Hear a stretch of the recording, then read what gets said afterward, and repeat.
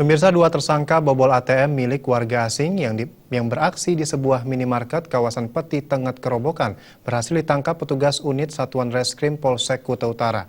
Pelaku tertangkap berkat rekaman kamera CCTV yang berada di dalam minimarket tersebut.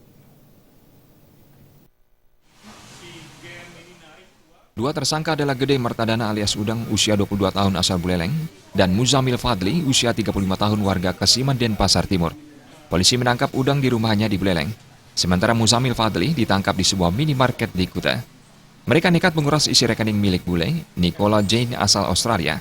Modus kejahatan yang digunakan adalah mengajak korban mengobrol saat sedang mengambil uang di ATM di sebuah minimarket. Akibatnya korban melupakan kartu ATM-nya yang masih berada di dalam ATM. Setelah korban pergi, tersangka segera menggunakan kartu ATM korban untuk mengambil uang sebanyak 11 juta rupiah. Selanjutnya, kartu ATM korban dibuang di selokan di daerah Seminyak. Uangnya digunakan untuk berfoya-foya. Kanit Reskrim Polsek Kuta Utara, Ibtu Zulkifli mengatakan, Gede Mertadana berprofesi sebagai tukang tato, sehingga cukup fasih berbahasa Inggris. Tersangka juga merupakan residivis dalam kasus penganiayaan di Kuta. Sementara Muzamil Fadli dalam kesehariannya bekerja serabutan.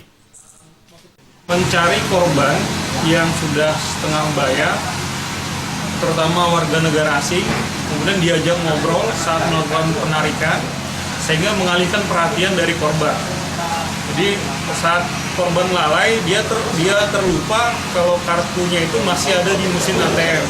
Kami pelaku sudah memperhatikan dari belakang korban dengan leluasa melakukan penarikan sebanyak 5 kali, sehingga total yang dialami korban kerugiannya kurang lebih 11 juta rupiah. Keduanya dijerat pasal 362 KUHP dengan ancaman 5 tahun penjara. Raiswantara, Bali TV.